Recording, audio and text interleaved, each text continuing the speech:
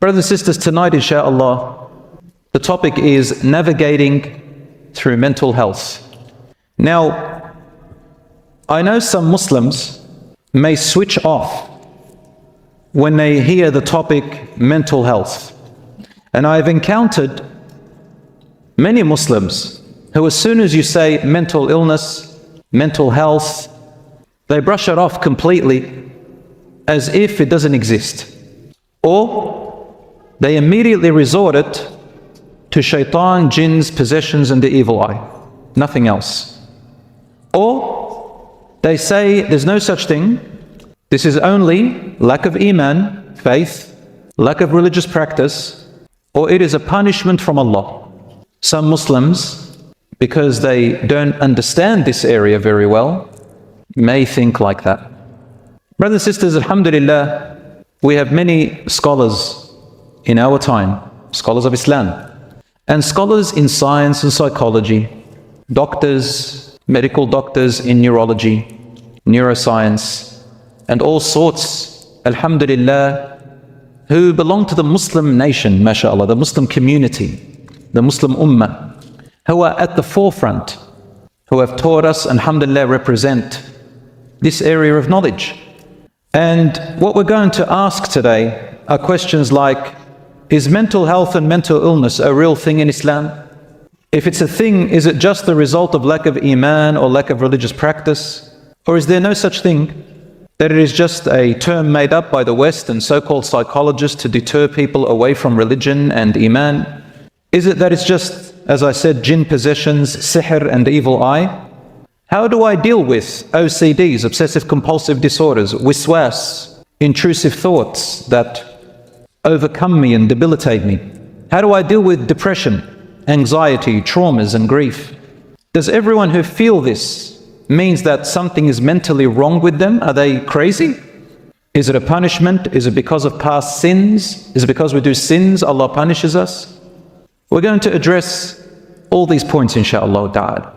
Brothers and sisters, mental health and mental illness, I have you know, is not a new thing in Islam. It's been there from the beginning. Scholars have spoken about it. People like the great Imam al-Razi and Ibn Sina. Imam al-Razi was the first to establish a psychiatric ward in 704. 704, just a few decades after the death of the Prophet ﷺ, in Baghdad. Imam Ibn Sina has a whole book talking about the criteria of how to diagnose someone with severe mental illness and how to treat it. People like Imam al-Ghazali, who said, I went into 6 months of depression, I didn't know what the cause was, and Allah assisted me, I went out of it. Modern day Muslim religious figures who are also psychologists and professors in the field, I can name a few of them who you can inshallah refer to. Dr. Iyad al-Qunnaybi, may Allah reward him, he speaks excellent English as well, a professor in this area and a lecturer on this area, and he is also very well learned in Deen and Islam.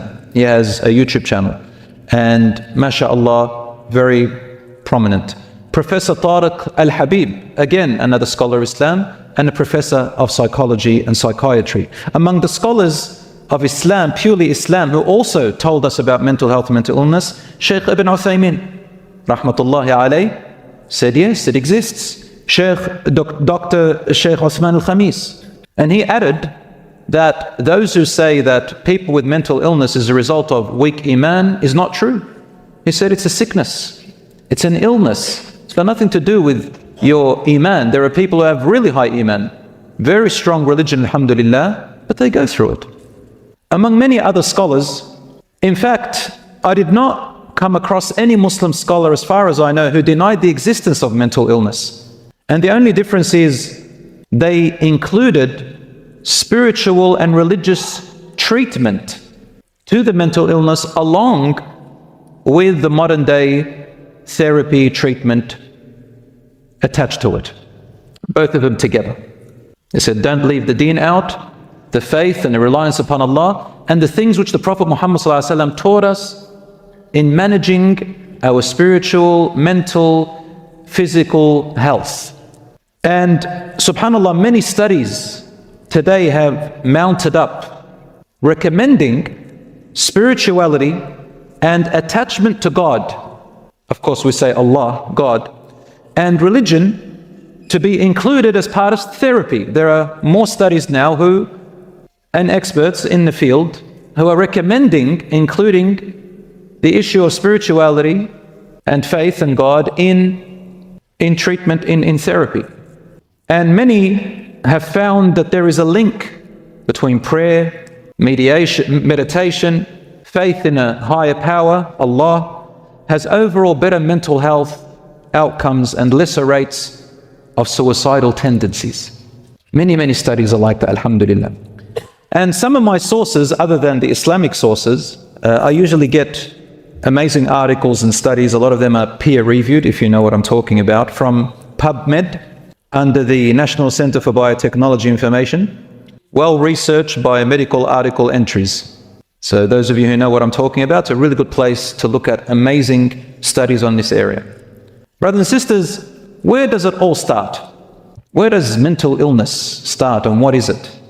First of all, brothers and sisters, mental illness is not just an uncomfortable feeling of waswas and feeling depressed or feeling anxious or feeling fear or feeling slight unease or getting some intrusive thoughts, as I said before. It's not just that.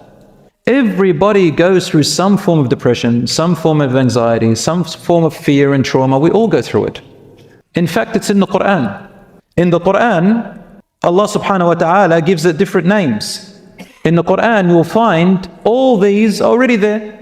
Sometimes it's called ham, worry, gham, claustrophobia, khashya, a type of fear, khawf, a different type of fear.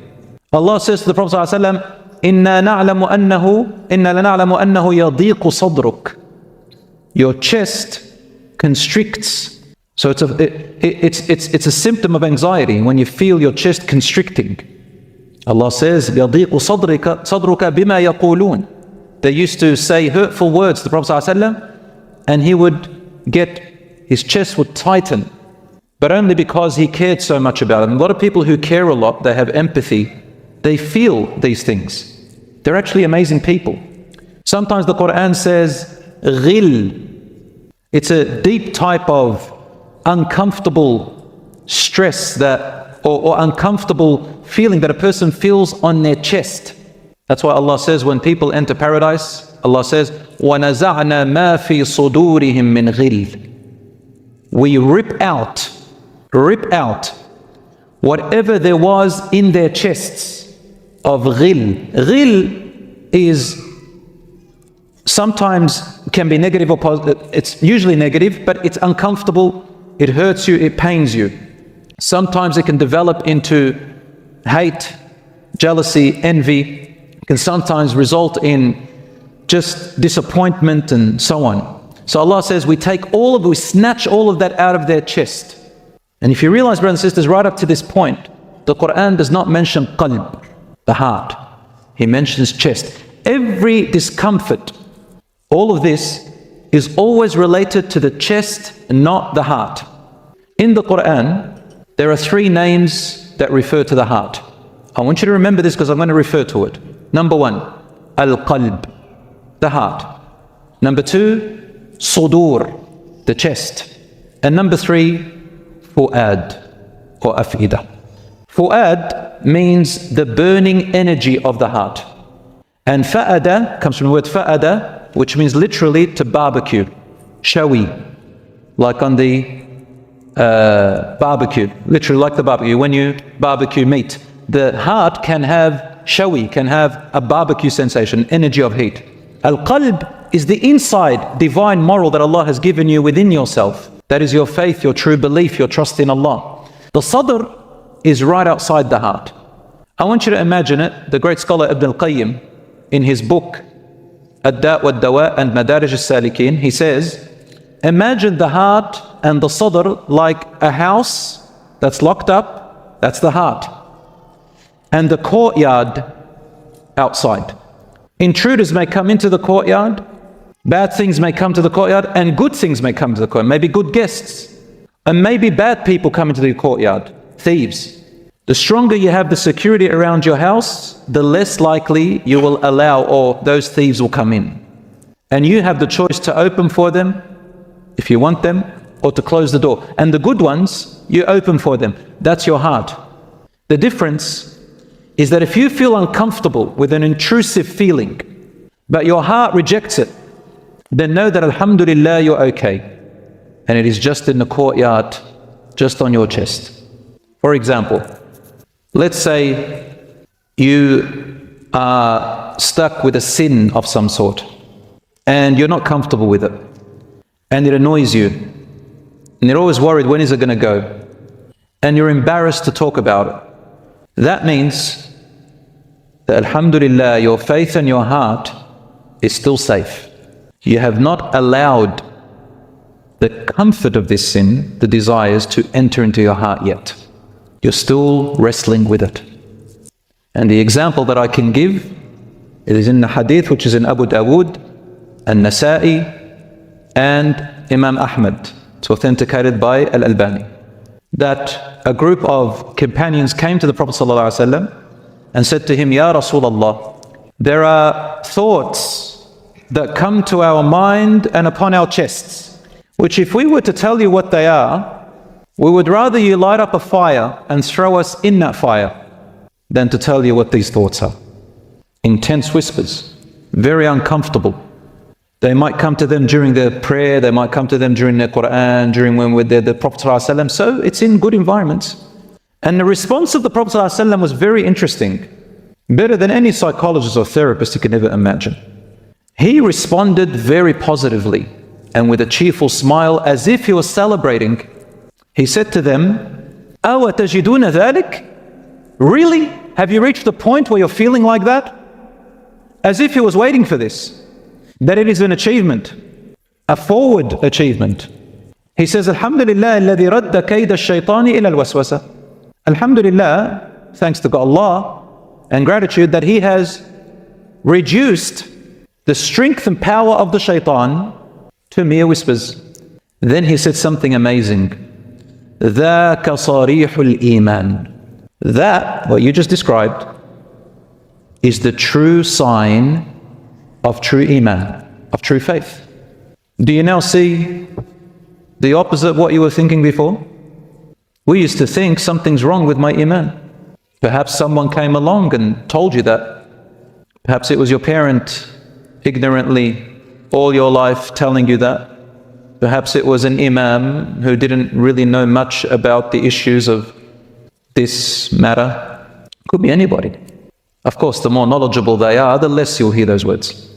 But Rasul ﷺ, he was very positive and optimistic. He says, that is the truth of iman. Now, when you say something like that to someone, that is the absolute first step to healing and to minimizing OCDs, obsessive compulsive disorders.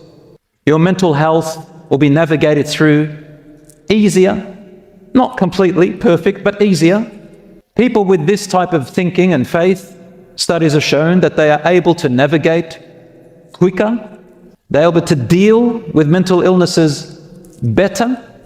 Not the best, but better, certainly. So he didn't tell them to wrestle or to fight or to respond to the whispers. Did you hear any of those words? He said, Alhamdulillah, the shaitan's very weak. He just makes you whispers. And Alhamdulillah, it's a sign of your iman. He did not tell them, do this or do that. Nothing. And that is the best way to combat intrusive thoughts and feelings. The idea is to recognize that they are truly intrusive feelings and thoughts. That's all they are.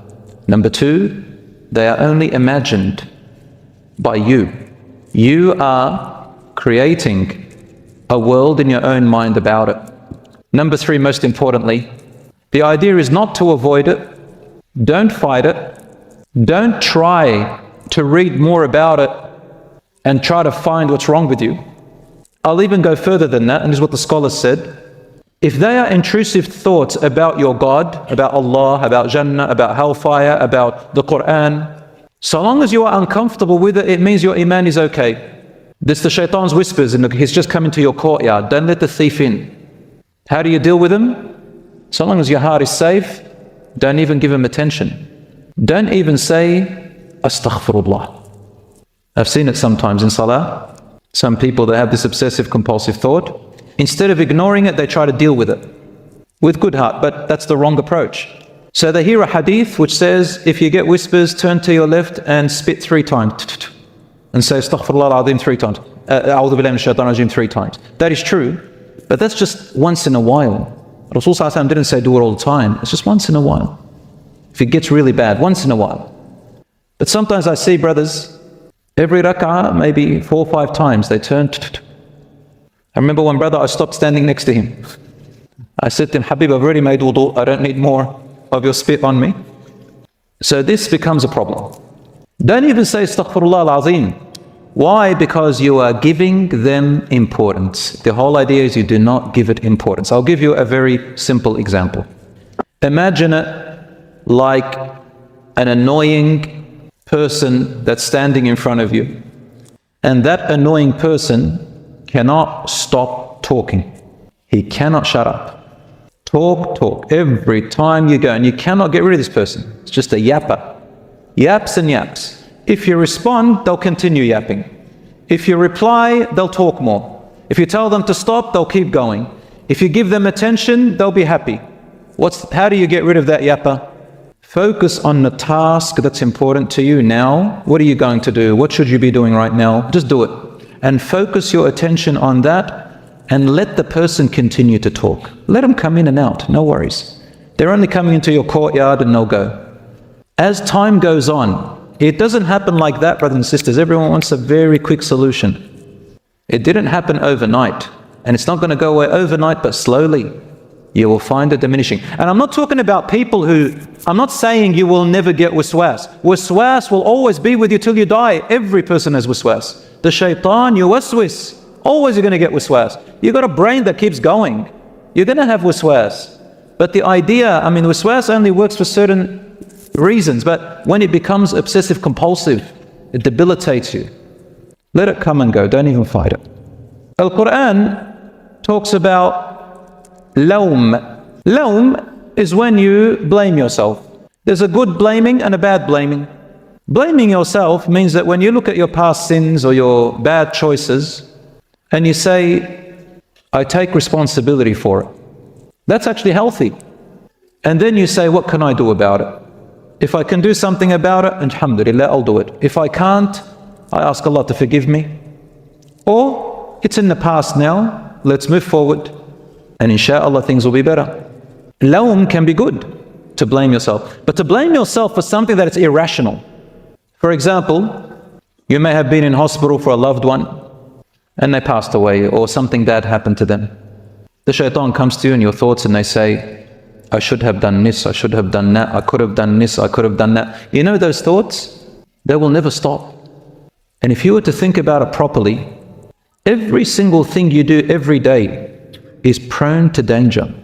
You sitting right now where you are, there's danger. If you think about it. Crossing the road, there's danger. Going home, there's danger. Sleeping, there's danger. How many times did Allah subhanahu wa ta'ala save you from danger? Millions of times. Any time it could have happened. So how do you expect yourself to be perfect and strong and super? The human being is weak. Allah says in the Quran, وَخُلِقَ الْإِنسَانُ ضَعِيفًا. The human was created weak. We are meant to go through these mistakes. One person said to me that my loved one passed away, I wish I could have done this or that, blaming themselves. So I asked him a simple question. If you were to turn back time and go back to that moment, and you knew exactly what was going to happen, and you had the power to do something else, would you do it? In an instant, he said, of course. I said, that means you can't blame yourself. Because at the time you had no idea. Anything could have happened. And that helped him move forward, inshallah. Just change that mindset.